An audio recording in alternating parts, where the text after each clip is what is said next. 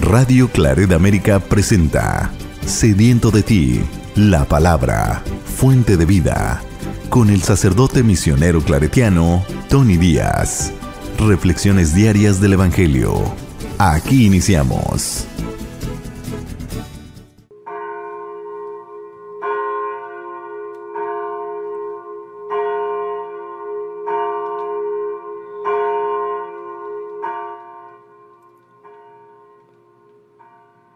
Bienvenidos hermanos a nuestras reflexiones bíblicas de las lecturas del día. Hoy es miércoles de la 26ª semana del tiempo ordinario,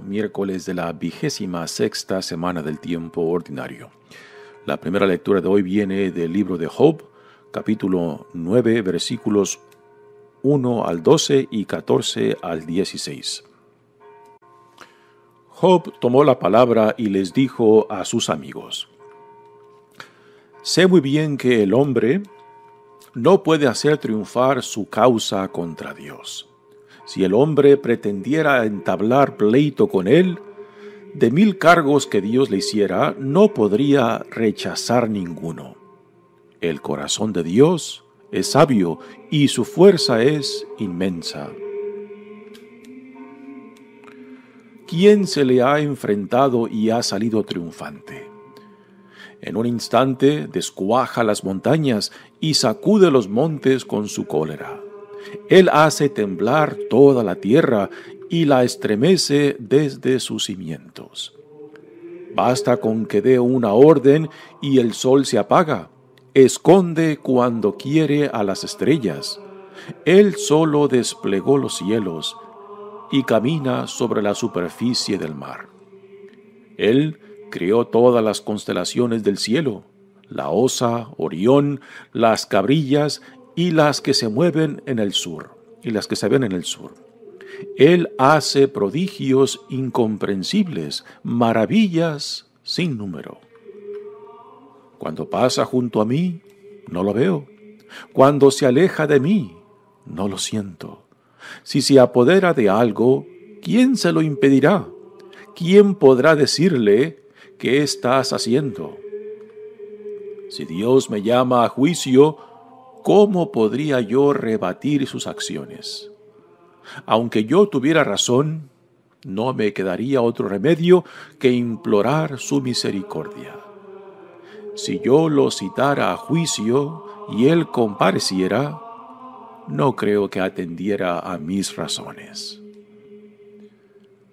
Palabra de Dios. El salmo responsorial es el Salmo 87 y el responsorio es: Señor, que llegue hasta ti mi súplica. Señor, que llegue hasta ti mi súplica. Todo el día te invoco, Señor, y tiendo mis manos hacia ti. ¿Harás tú maravillas por los muertos?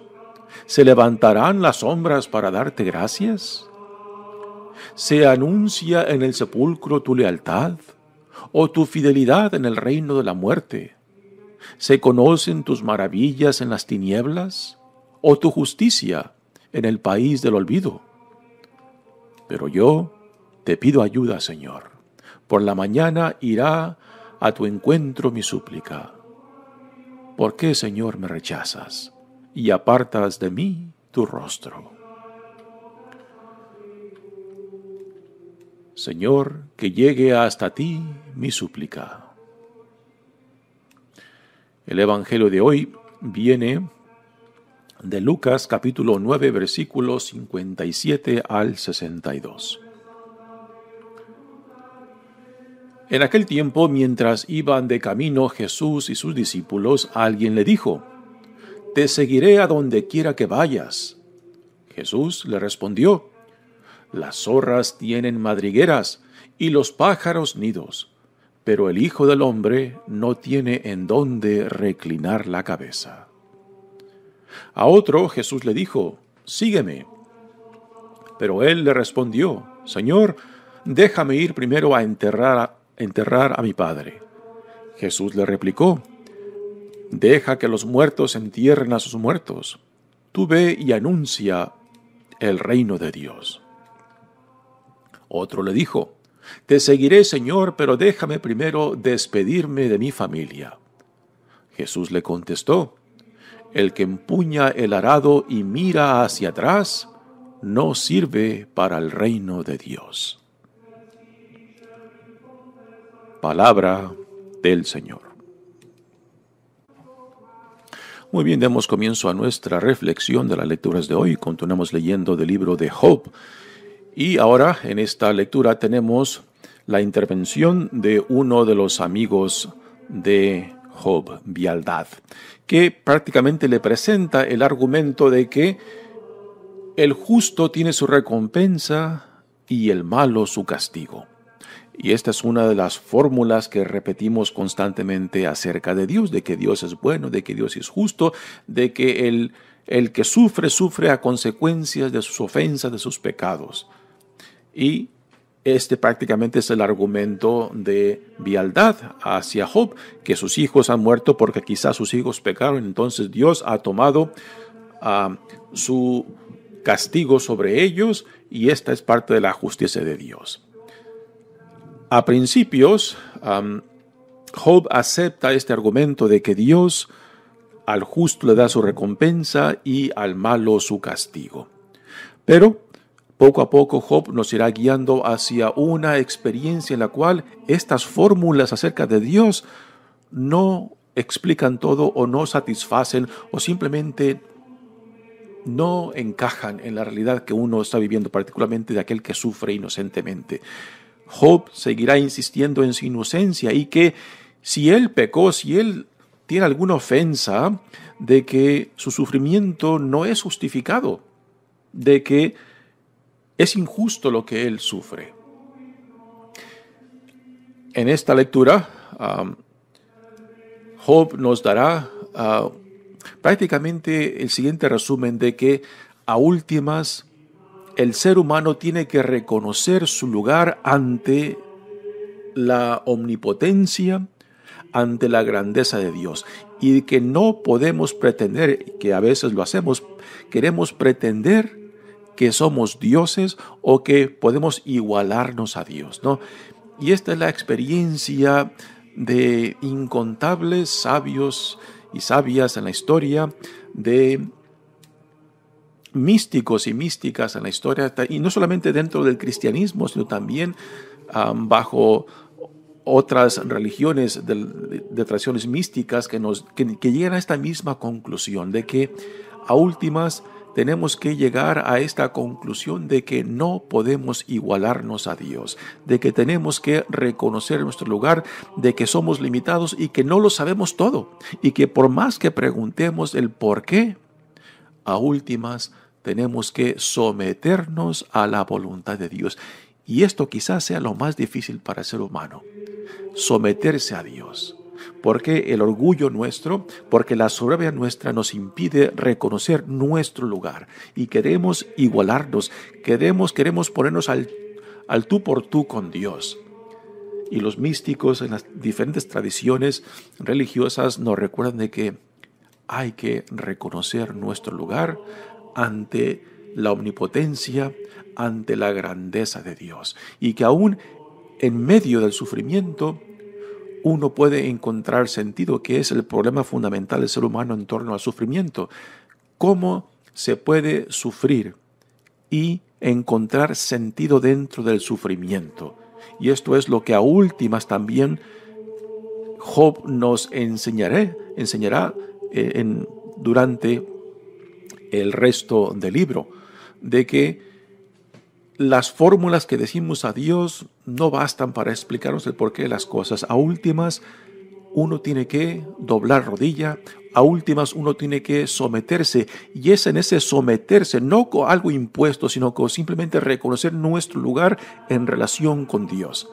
Y que es en este someterse donde, aún en medio del sufrimiento, de lo que uno no entiende y no uno comprende, que aún en medio de todo esto hay sentido de la vida. Y repito, esto es lo que los místicos y místicas en la tradición, no solamente cristiana, nos han enseñado.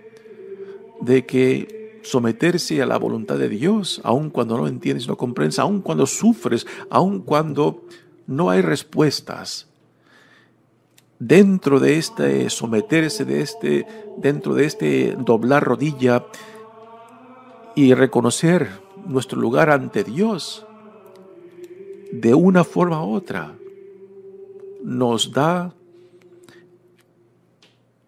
no una respuesta, sino simplemente una cierta aceptación de que por encima de nosotros está la voluntad de Dios. Y tarde o temprano tenemos que hacer paz con esto. Que por encima de nosotros está la voluntad de Dios. La entiendas o no la entiendas. La comprendas o no la comprendas. La aceptes o no la aceptes. Pero la invitación está ahí. A rendirte, a entregarte, a someterte a esta voluntad. Y repito, es quizás esto lo más difícil a lo que el ser humano es llamado, porque nuestro orgullo, nuestra soberbia, simplemente nos impide llegar a este punto de someternos, de doblar rodilla y decir, Señor, no lo entiendo, lo comprendo, pero hágase tu santa y divina voluntad. Esto es lo que vemos por excelencia en la vida de Jesucristo. Cuando Él empieza su pasión, cuando Él está en la cruz, cuando Él muere en la cruz, ¿no? De que pensamos de que porque es el Hijo de Dios que lo comprendía todo. Como ser humano, Jesús no lo comprendía todo, pero a últimas tuvo que confiarse en aquel que lo llamó, aquel que lo envió. Y aun cuando en la cruz Jesús decía, Señor, Señor, ¿por qué me has abandonado? No, pues ahí está, en el suplicio, la experiencia de la fe que lo da todo, aun cuando no lo comprende, y se tiene que someter a aquel que lo envió y aquel que después lo resucitará. Y es precisamente por su entrega, por su sumisión, por su confianza, lo que hace posible de que el amor no sea destruido, que el amor no simplemente quede enterrado, que el amor tarde o temprano resucitará. Repito esta es la enseñanza que la totalidad de la vida de Jesús nos deja plasmado en su vida. Dice la lectura de hoy, Job tomó la palabra y les dijo a sus amigos, sé muy bien que el hombre no puede hacer triunfar su causa contra Dios. Aquí Job está de acuerdo con lo que Bildad le ha dicho de que el justo tiene su recompensa y el malo su castigo. Pero Job seguirá insistiendo en su inocencia y que aunque sea inocente ante Dios que es el juez, pues no hay de otras más que someterse a su misericordia, por más razón que tenga Él, por más razón que tengamos nosotros. Si el hombre pretendiera entablar pleito con Él, de 1000 cargos que Dios le hiciera, no podría rechazar ninguno. El corazón de Dios es sabio y su fuerza es inmensa. Aquí lo que Job está diciendo de que hay que reconocer nuestro lugar en relación a Dios, de que estamos limitados y que no podemos entender la sabiduría de Dios o comprender todo lo que Dios entiende. Quizás para Dios todo está claro, quizás para Dios todo es transparente, pero no para nosotros. Y tarde o temprano tenemos que hacer paz con esto. Y su fuerza, dice Job, es inmensa. No podemos luchar con él, podemos quizás renegar, podemos quizás patalear, pero a últimas no podemos con la fuerza inmensa de Dios. Job nos dirá, ¿quién se le ha enfrentado y ha salido triunfante? En un instante descuaja las montañas y sacude los montes con su cólera. Aquí Job nos está dando una imagen del Dios omnipotente que tiene bajo su mandato aún las fuerzas de la naturaleza, de las montañas, de los terremotos, de los mares, de los vientos. Él hace retemblar toda la tierra, dice, y la estremece desde sus cimientos. Imagínense aquí la experiencia de los terremotos de aquel entonces, ¿no? Así como en aquel entonces también eran una experiencia impresionante, pues aún lo sigue siendo hoy en día, si es que vives en tierras donde son comunes los terremotos. Basta con que dé una orden y el sol se apaga, esconde cuando quiere a las estrellas. Él solo desplegó los cielos y camina sobre la superficie del mar. Él creó todas las constelaciones del cielo, la Osa, Orión, las cabrillas y las que se ven en el sur. Él hace prodigios incomprensibles, maravillas sin número. Aquí Job simplemente está reconociendo la grandeza, la omnipotencia de Dios, ¿no? Y de que Él está por encima de todo. Y repito, hay que reconocer nuestro lugar en torno a este Dios omnipotente, que no podemos asemejarnos, que no podemos pretender que conocemos lo que Dios conoce, ¿no? Porque somos seres limitados. Cuando pasa junto a mí, no lo veo. Cuando se aleja de mí, no lo siento. No sé si han tenido esta experiencia de la soledad, del vacío, de la sequedad de la vida, cuando parece que Dios se ha alejado. Y no es que Dios se haya alejado, sino que muchas veces Dios nos quita aquellas seguridades, aquellos refugios que hemos utilizado como algo de donde nos agarramos, ¿no? Y poco a poco Dios va quitando estas seguridades para invitarnos a profundizar más en nuestra relación con Él, ¿no? Cuando pasa junto a mí, no lo veo. Cuando se aleja de mí, no lo siento. Si se apodera de algo, ¿quién se lo impedirá? ¿Quién podrá decirle qué estás haciendo, ¿no? Nuevamente, aquí Job está repitiendo diferentes maneras de que por encima de nosotros está Dios y no podemos igualarnos a Él, no podemos pretender conocer la totalidad de la voluntad de Dios y que tenemos a últimas simplemente que reconocer esto y de cierta manera conformarnos, ¿no? De que somos seres limitados y que por tanto las preguntas constantes que hacemos del por qué de esto, el por qué aquello, de que solamente tienen respuestas en la voluntad de Dios. Y que quizás para nosotros estas respuestas simplemente no son posibles. Si Dios me llama a juicio, ¿cómo podría yo rebatir sus acciones? Aunque yo tuviera razón, no me quedaría otro remedio que implorar su misericordia, ¿no? Desde nuestro punto de vista podemos tener razón, podemos tener justificación del porqué de las cosas, pero esto no es igual a conocer la totalidad del plan de Dios. Y nuevamente esto nos lleva a reconocer nuestro lugar, de que lo que yo pretendo conocer, de lo que yo pretendo entender, no es quizás lo que Dios sabe, lo que Dios conoce, o cuál es el plan de Dios para ti o para todo el mundo, ¿no? Termina la lectura diciendo: si yo lo citara a juicio y él compareciera, no creo que atendiera a mis razones. Job reconoce de que él está sufriendo sin causa, o sea, de que es inocente, o que si él tiene alguna ofensa, que Dios lo acusa de que su sufrimiento y su dolor no meritan tal sufrimiento, ¿no? Tales pérdidas. Pero él reconoce de que lo que él comprende como razones y justificaciones están limitadas. De que no puedo pretender yo conocer cuál es la totalidad de la voluntad de Dios. O sea, de cómo encajan todas las cosas. Quizás para Dios esto sea transparente y clarísimo, pero no para nosotros. Y a esto nos va a regresar constantemente Job de que hay que reconocer nuestro lugar y no pretender que sabemos lo que Dios sabe. De no pretender pensar de que somos dioses, de que nos podemos igualar y ponernos al tú por tú con Él. Sí, podemos quejarnos, podemos lamentarnos, podemos expresar y sacar y vaciar y ventear lo que llevamos dentro, pero a últimas,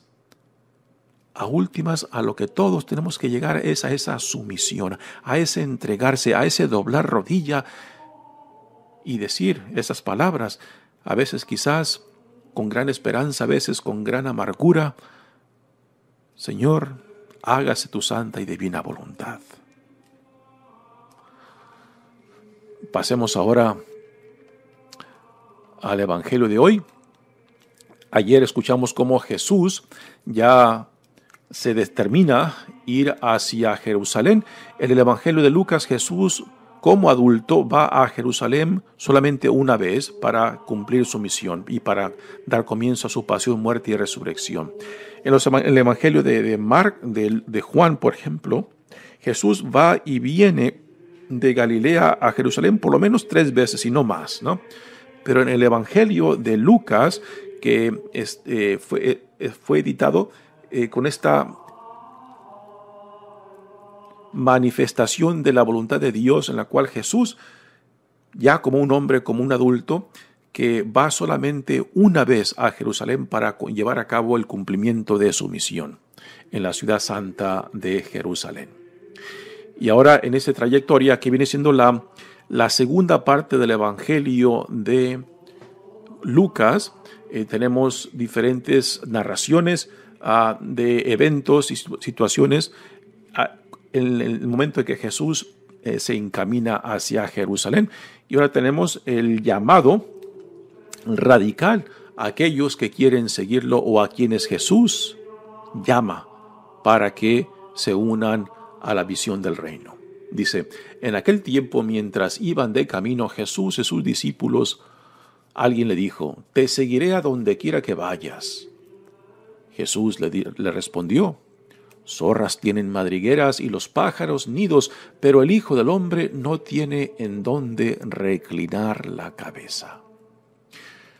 Es una invitación radical. Y esto que Jesús dice en esta primera respuesta a alguien que quiere sumarse a su misión, es una invitación a vivir en la libertad de los hijos e hijas de Dios, de que no haya nada ni nadie que se pueda interponer ante este llamado al reino de Dios. ¿Cuántos de nosotros a veces le ponemos peros y condiciones al llamado que Dios nos hace, ¿no? Y a últimas no nos determinamos porque pensamos de que Dios tiene que primero presentarme o dar respuestas a mis condiciones. Si Dios me invita a vivir en esta libertad del reino de Dios, de los hijos e hijas de Dios, pues entonces he de confiarme a aquel que me llama, que dentro de este llamado lo que yo necesite, no necesariamente lo que yo quiero, lo que yo busco, se me dará, pero sí lo que necesite según el llamado que Dios me da. Y a veces esta libertad de aquel que nos llama, pues nos asusta. Nos da miedo de tener que depender solamente de aquel que nos llama. A otro Jesús le dijo: sígueme. Pero él le respondió: Señor, déjame ir primero a enterrar a mi padre. Jesús le replicó: deja que los muertos entierren a sus muertos. Tú ve y anuncia el reino de Dios. Parece una respuesta muy fría de Jesús y parece que Jesús está contradiciendo el mandamiento de honrar a su padre y a su madre, ¿no? Jesús parece que está previniendo de que este hombre o este joven pues vaya y cumpla con su obligación de enterrar a su padre, ¿no? Pero no es este el caso. El joven a quien Jesús le dice: sígueme, lo que le dice a Jesús es de que él quiere regresar a casa y esperar hasta que su padre muera para enterrarlo y después venir y seguirlo a él. Algo parece lógico, parece una respuesta muy sensata, pero el llamado de Jesús, el llamado al reino, el llamado a la salvación requiere una respuesta radical. O te las juegas o no te las juegas, porque constantemente llevamos a cabo este juego interno con Dios, ¿no? Le decimos, pues mira, Dios mío, mira Jesús, ahorita estoy estudiando, deja a cabo mis estudios y ya después de que acabe mis estudios, te diré si te sigo o no te sigo. Y acaban los estudios y después, pues mira, estoy por casarme, déjame caso y establezco mi familia, ya veremos cómo te respondo. Y después pasa, se casan, tienen su familia, pues mira Jesús, ahora estoy por echar a andar mi carrera, ¿no? Quiero lanzarme para conseguir esto, ¿no? Deja después que yo ya esté muy, tenga seguro mi carrera, ya después veremos, ¿no? Y ya después vienen otras responsabilidades, obligaciones, otras oportunidades, y así la vamos dejando atrás. Y pensamos de que Jesús no quiere de que tú estudies, de que tú no te cases, de que tú no tengas carrera, de que tú no tengas una vida estable. No, Dios y Jesús lo quiere para ti. Pero eso no impide de que tú, dentro de tus estudios, de que tú dentro de tu familia, dentro de tu carrera, dentro de trabajar, tú no puedas vivir el llamado al Evangelio, que en medio de lo que tú estés haciendo, ahí vivas el llamado del reino de Dios. O sea, porque a veces tenemos como excusa de que primero tengo que hacer dinero, primero tengo que crear una estabilidad económica o de posesiones o de mi lugar en el mundo para que después yo pueda decidirme por ti, ¿no? Y Dios no te está pidiendo eso. Dios lo que te está pidiendo es que donde quieras que tú te encuentres, estés haciendo lo que estés haciendo, ya sea en el trabajo, estudiando, en tu familia o en tu carrera, de que ahí vivas el llamado del reino.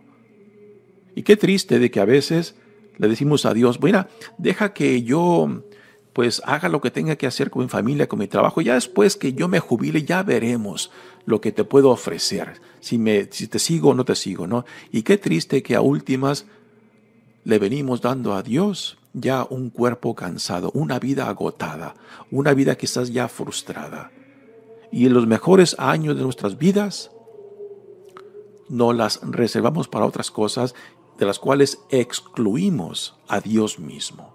Te repito, en tu juventud aún tú puedes responder al llamado del reino, estés haciendo lo que estés haciendo, ¿no? Y que en tu forma de vivir esa experiencia, de hacer lo que estás haciendo, ya sea tu carrera, tu familia, tu trabajo, de que ahí vivas el llamado del reino, de que ahí seas una manifestación del reino entre nosotros, de que ahí seas el testigo de quién dice Dios que eres, un hijo, una hija amada de Dios, ¿no? ¿Por qué hemos de poner estas condiciones como este segundo que le dice a Jesús, deja primero voy y entierro a mi padre? O sea, deja voy y regreso y pongo las cosas en orden hasta que mi padre muera y entonces después veré. Quizás su padre vivirá 10, 15, 20 años y ahí seguirá esperando. Y sin embargo, no responderá al llamado del reino. Deja que los muertos entierren a los muertos, aquellos que se cierran a este llamado, aquellos que se cierran al reino mismo, aquellos que se cierran a esta oportunidad de ser quien dice Dios que eres, te encuentres donde te encuentres. El llamado requiere una respuesta radical, y esto es lo que encontramos en el Evangelio de Lucas, la radicalidad del llamado de Jesús. El tercero viene y le dice, te seguiré, Señor, pero déjame primero despedirme de mi familia. Jesús le contestó, el que empuña el arado y mira hacia atrás no sirve para el reino. O sea, o te decides o no te decides. No puedes decirme sí y estar lamentándote de lo que has dejado atrás. Esto también nos recuerda la escena de cuando el profeta Elías llama al profeta Eliseo, que Dios le dice a Elías que lo llame para que sea quien lo reemplace como profeta. Y a primeras Eliseo le dice, pues mira, primero deja voy y me despido de mi familia. Y Elías le contesta, ¿no? Bueno, mira, yo no fui quien te llamó, es Dios quien te ha llamado, así que tú atenta a las consecuencias. Y cuando Eliseo escucha estas palabras de Elías, ahí mismo sacrifica a los bueyes de su arado. Es como lo que hizo también Pedro y los otros apóstoles, que dejaron sus barcas y en ese momento lo siguieron, ¿no? O sea, ahí mismo Eliseo ofrece en sacrificio los bueyes de su arado, para decir, aquí quemo mis naves para ya no regresar, para ya no voltear hacia atrás. Y te seguiré y seguiré al Dios que por medio de ti me llama, ¿no? Igualmente aquí Jesús en esta escena nos dice lo mismo, ¿no? El que empuña el arado y mira hacia atrás no sirve para el reino de Dios. O te las juegas o no te las juegas, pero no estés volteando constantemente hacia atrás, lamentando lo que tú has dejado. Confía en aquel que te llama y que dentro de este llamado tú encontrarás lo que tú necesitas para la vida a la cual eres llamado. Dios exige una respuesta radical. Y no todos están llamados para ser curas o monjas. En realidad, los curas y monjas somos la minoría en la iglesia. La mayoría de la iglesia son ustedes los laicos, solteros, casados, abuelos, abuelas. Y es a ustedes también a quien Dios los llama, a quien Dios también hace una invitación y Dios espera una respuesta radical. ¿Te las juegas o no te las juegas? Donde quiera que tú estés, seas quien sea, soltero, casado, abuelo que seas, estés donde estés trabajando o descansando, de que ahí tú seas un testigo de que el reinado de Dios ya está entre nosotros. No esperes a darle tus huesos cansados a Dios, tu vida agotada de Dios, tu vida frustrada a Dios. Ofrécele también tu juventud. Ofrécele también tu gran potencial que Dios ha puesto en ti. Y no simplemente le regreses las obras de tu vida. Mi nombre es Padre Tony Díaz, misionero claretiano. Que Dios los bendiga. Radio Claret América presentó Sediento de ti, la palabra. Fuente de vida. Sus comentarios son importantes. Contáctenos en radioclaretamerica@gmail.com.